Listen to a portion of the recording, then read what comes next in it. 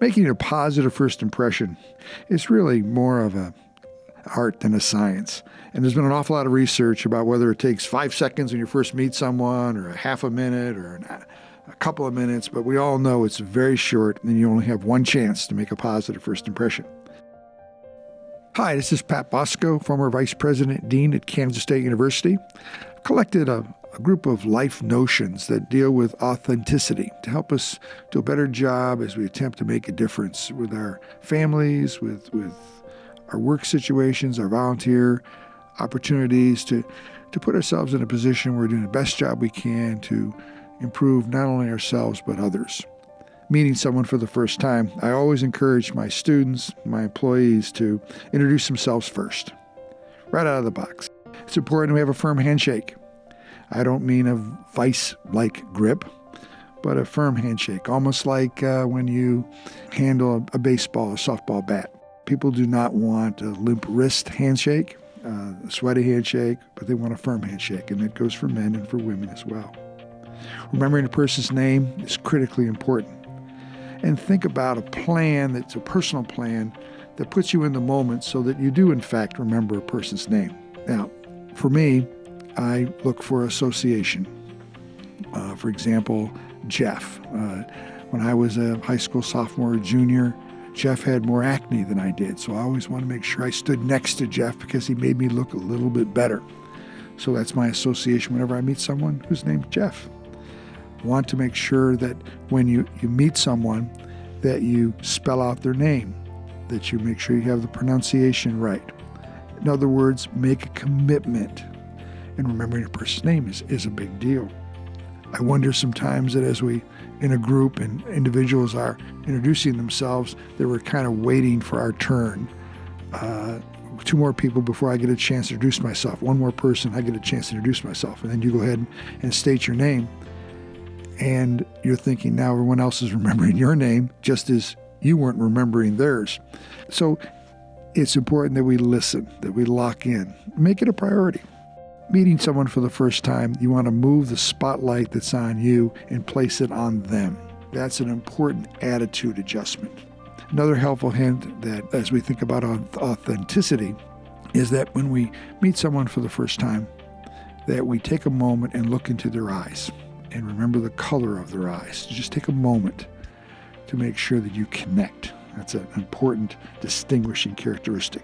So at the end of an encounter, first impression, we've got a firm handshake, we remember a person's name, and we've looked into their eyes for just a moment so we can tell the color of their eyes as we meet them. Anytime you have a chance to meet someone, let's say in an interview situation, do your homework. You should be able to look online or printed material that might be available to know the person's name, his or her title, how long they've been with the company brand. And I mean the brand in terms of the promise the company says over and over again that's important, that they guarantee that they're going to deliver, where they went to school. To get as much information before an encounter that demonstrates a sense of professionalism, a commitment. If you can do that, I think that gives you an edge. What to wear.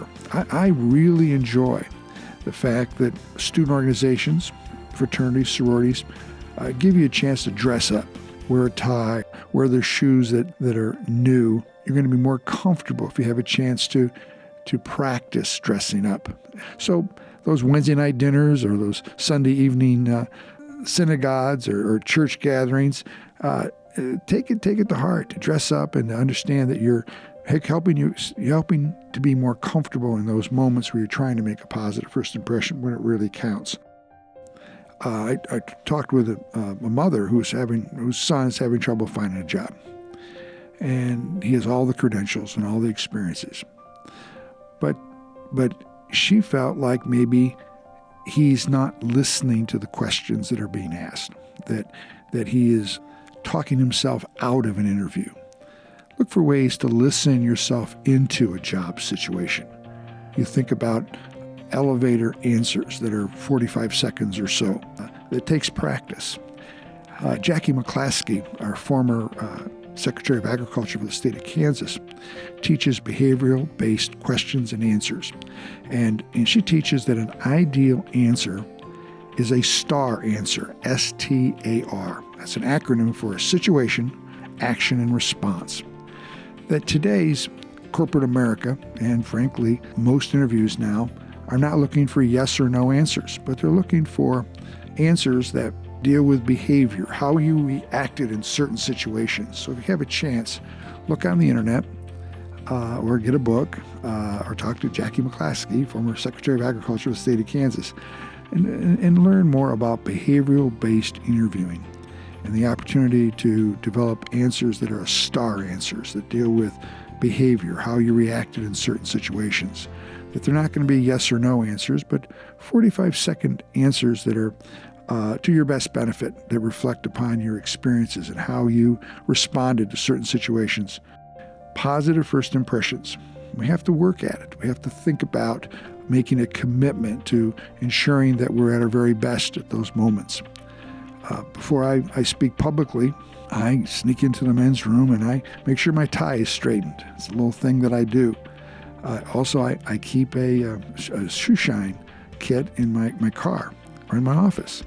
And I make sure that just before I leave for an engagement, no matter my shoes may be shined, but I clean them up just a little bit more. And I think that helps my confidence, gives me a swag maybe, but it does give me a chance to do the best job I can in making that positive first impression. You come up with your own way of making things work for you. Making a positive first impression should be authentic and sincere. Opportunity for us to take a spotlight away from us onto someone else, and a chance for us to be real. More of an art than a science, but I'm suggesting that we work on it, that we understand the importance of the positive first impression. And oh yes, what happens if we don't make a positive first impression, that we mess up in some way? Well, that's part of being vulnerable. To be able to admit it, to say, hey, I had a bad moment, give me another chance. I do think that we have an opportunity to make up for a stumble of sorts. It might mean sincerely reaching out and saying, I'd like another chance to show that I'm a little bit better than the moment that we had a chance to meet for the very first time. And good people will give you that chance, that opportunity. That's part of authentic leadership.